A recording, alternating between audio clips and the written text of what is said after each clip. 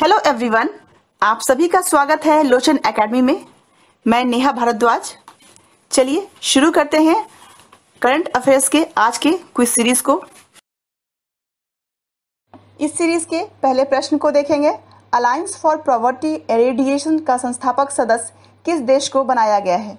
Option है America, चीन, नेपाल और भारत। यूएन द्वारा लॉन्च इस अलायंस को कोविड-19 महामारी के बाद वैश्विक अर्थव्यवस्था को बढ़ावा देने के महत्व को बढ़ाने के लिए बनाया गया है। 30 जून को यूएन जनरल असेंबली के 74वें अधिवेशन के अध्यक्ष तिजानी मोहम्मद बंदे ने इसे आधिकारिक तौर पर लॉन्च किया है। वैश्विक स्तर से अगर देखा जाए तो लगभग 2.1 बिलियन लोग गरीबी का जीवन जी रहे हैं। इसमें से 767 मिलियन लोग जो हैं वो गंभीर गरीबी की स्थिति में है। UNDP united nation development programme के मुताबिक 2006 से 2016 के बीच भारत में 271 मिलियन लोग गरीबी की स्थिति से बाहर पहुंचे हैं। उन्होंने कहा है कि गठबंधन, जो हमारी सरकार है, तिजानी कहा है कि गठबंधन विश्व शांति, मानवाधिकार एवं सतत विकास को गरीबी के कारण पैदा होने वाले खतरों के बारे में जागरूकता पैदा करने के लिए सदस्य देशों को मंच मुहैया कराएगा। इस मौके पर भारत ने इस बात पर जोर दिया है कि गरीबी को खत्म करना सिर्फ मौद्रिक कमी पूरा करना नहीं है, बल्कि गरीबों को गुणवत्तापूर्ण शिक्षा, साफ पानी, स्वच्छता, उचित घर और सामाजिक सुरक्षा भी मुहैया कराना इसमें शामिल है। भारत संस्थापक सदस्य के तौर पर इस गठबंधन में शामिल हुआ है। तो इसका आंसर क्या हो गया? भारत हो गया। ठीक है। और साथ ही साथ भारत ने यह भी कहा है कि कोविड-19 के बाद से गरीबी को एक नया डायमेंशन क्या मिला है? गरीबी एक ऐसे अपराध की सजा है जिसे कोई व्यक्ति अंजाम नहीं देता। यानी दुनिया में कई लोग इतने भूखे हैं, उनके लिए रोटी मिलना भगवान मिलने के समान है। चलिए नेक्स्ट क्वेश्चन पे चलेंगे। अगले प्रश्न पे चलेंगे। वित्त वर्ष 2019-20 में चीन के साथ भारत के व्यापार घाटे में गिरावट दर्ज की गई है। 2019-20 के लिए व्यापार घाटा गिरकर कितना हो गया है? ऑप्शंस है 48.166 billion dollar, 68.57 billion dollar, 57.45 billion dollar और 37.56 बिलियन डॉलर। चलिए इसका विश्लेषण करें थोड़ा। तो चीन के साथ भारत का व्यापार घाटा कितना रहा है? बीते वित्त वर्ष में 2019-20 में घटकर 48.66 अरब डॉलर हो गया है। सरकारी आंकड़ों में यह जानकारी दी गई है। चीन से भारत मुख्य रूप से घड़ियों को, संगीत उपकरणों, खिलौनों, खेल के सामान, फर्नीचर, गद्दों, प्लास्टिक, इलेक्ट्रिक जितनी मशीनरी है, इलेक्ट्रॉनिक उपकरण, रसायन, लौह एवं इस्पात के सामान, उर्वरकों, खनिज ईंधन और धातुओं का आयात करता है। भारत समय समय पर चीन के साथ ऊंचे व्यापार घाटे के मुद्दे को उठाता रहा है। चीन के आयात पर निर्भरता घटाने के लिए सरकार तकनीकी नियमन और गुणवत्ता नियम बना रही है। चीन द्वारा भारतीय बाजार में औसत दाम से कम पर डंप किए गए उत्पादों पर सरकार ने डंपिंग रोधी शुल्क भी लगाया है। तो इसका आंसर क्या हो गया? 48.66 बिलियन डॉलर।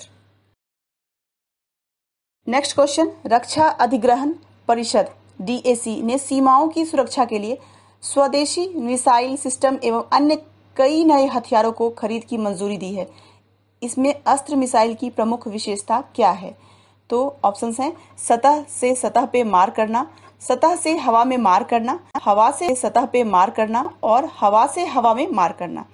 तो मेक इन इंडिया को बढ़ावा देने के लिए DAC ने असॉल्ट राइफलों हेतु थर्मल इमेजिंग नाइट साइट्स के स्वदेशी डिजाइन और रक्षा अनुसंधान एवं विकास संगठन DRDO द्वारा मिशन प्रणालियों को उप प्रणालियों की स्वदेश में डिजाइनिंग की जाएगी और फिर इसका विकास किया जाएगा तथा बाद में मुख्य प्लेटफॉर्म पर इन्हें एकीकृत किया जाएगा।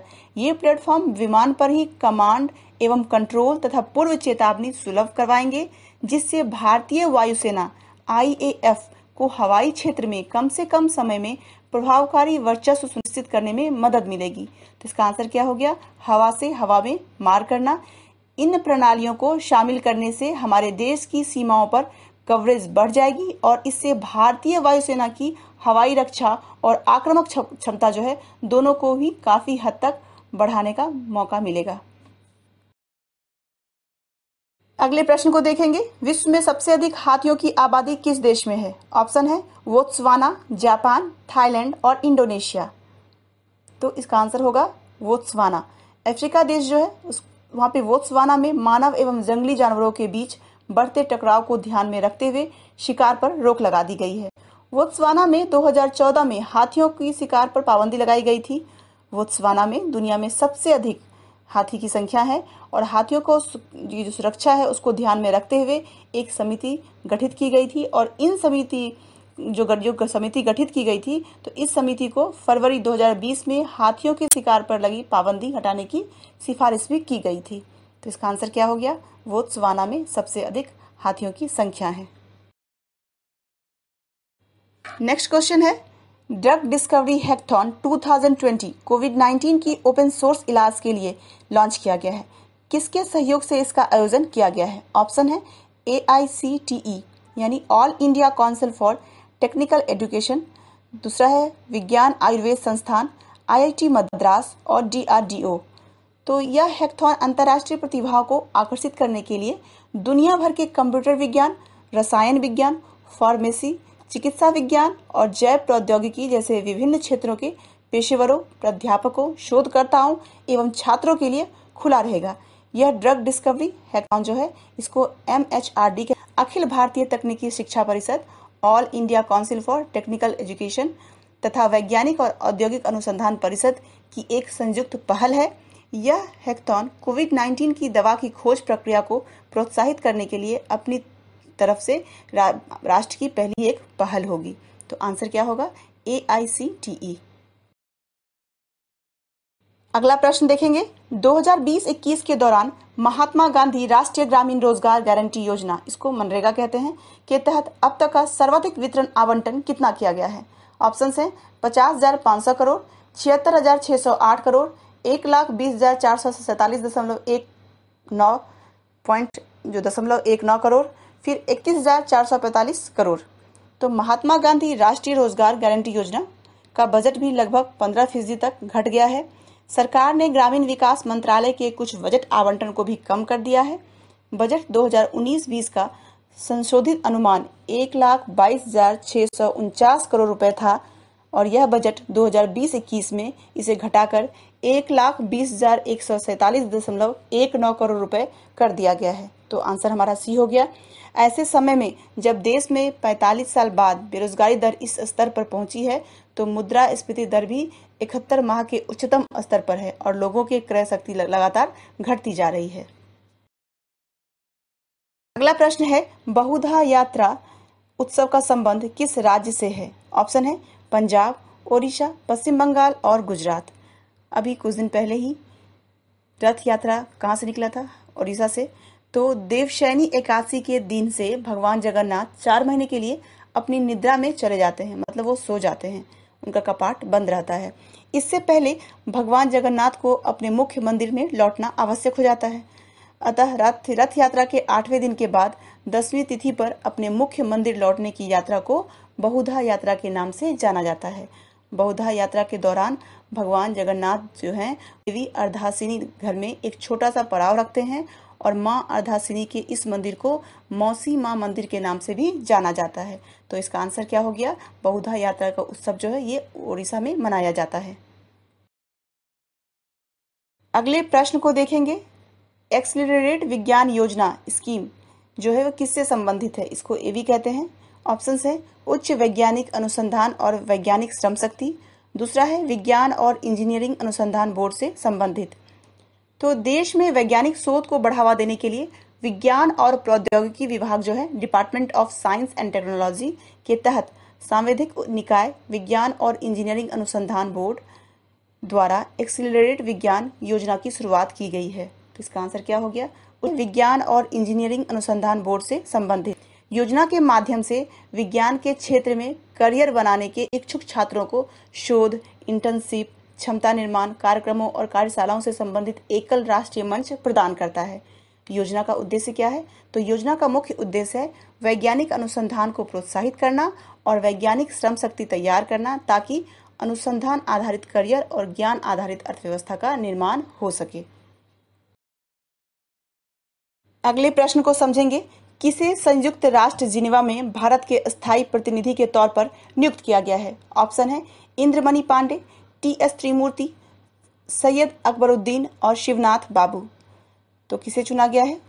तो वरिष्ठ राजनयिक इंद्रमणि पांडे को जिनेवा में संयुक्त राष्ट्र और अन्य अंतर्राष्ट्रीय संगठनों के लिए भारत का अगले स्थायी प्रतिनिधि के रूप में नियुक्त किया गया है। पांडे 1990 बैच के भारतीय विदेश सेवा के एक अधिकारी हैं और इस समय वह विदेश मंत्रालय में अतिरिक्त सचिव भी हैं। पांडे अपने लगभग 3 दशक के करियर में दशमिक, काहिरा, इस्लामाबाद, काबुल, मस्कट और जिनेवा में भारतीय मिशनों में कार्यरत रहे थे। इस सीरीज के अंतिम प्रश्न है, हागिया सोफिया हाल के दिनों में पहचान बदलने को लेकर चर्चा में है, वर्तमान में किस रूप में जाना जाता है? ऑप्शन है विज्ञान केंद्र और दूसरा है म्यूजियम।